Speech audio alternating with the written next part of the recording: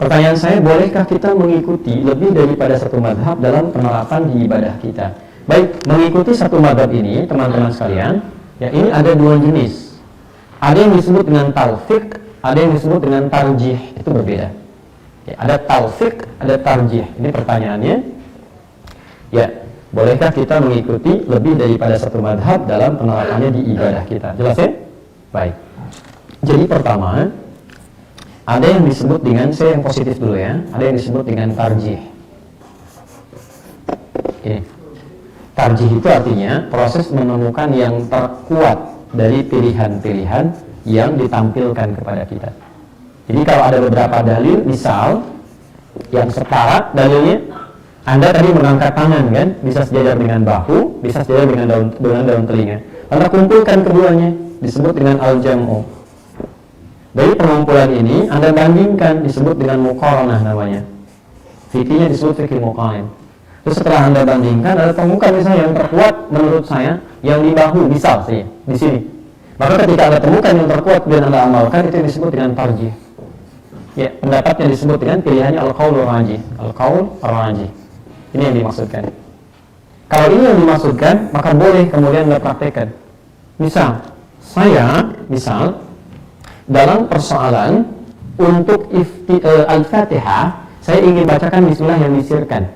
Menurut pendapatnya yang diambil, ya dalilnya sama-sama kuat, tapi saya pengen pilih pilihannya Imam Ahmad bin Hanbal. Lalu hadisnya diturunkan, dalilnya diturunkan. Tapi ketika saya mau kunut misalnya, kan Imam Ahmad tidak kunut, kecuali nazilah saja, ada peristiwa besar baru beliau kunut. Sedangkan Imam Asy-Syafi'i beliau kunut baik ada peristiwa besar atau tidak, khususnya di sholat subuh. Lalu Anda gali, setelah saya menemukan dalilnya, sejarahnya dan urutannya, saya simpulkan misal yang kunut menurut saya lebih kuat. Setelah Anda temukan dan mengacu pada keterangan Ustaz yang dia rujukan. Nah itu tidak ada masalah, walaupun bismillahnya Anda sirkan, kemudian misalnya saat subuhnya Anda kunut, atau 10 hari Ramadan misalnya Anda kunut dalam witir. Atau di Mistol saya lihat, itu bismillahnya nggak dipakai tuh. Dan yang mengimami dari Saudi itu kan Hambali. Tapi uniknya, ketika beliau witir, beliau kunut. Padahal belum 10 hari terakhir. Sedangkan di madhab Hambali itu witir yang digunakan di 10 hari terakhir. Nah, itu kan cukup menarik. Artinya apa? Kalau yang dimaksudkan dengan tarjih, imam yang bersangkutan sudah melakukan tarjih misalnya dan bertanya, itu nggak ada masalah. Yang tidak boleh dilakukan, itu apa yang disebut dengan taufik namanya. Taufik.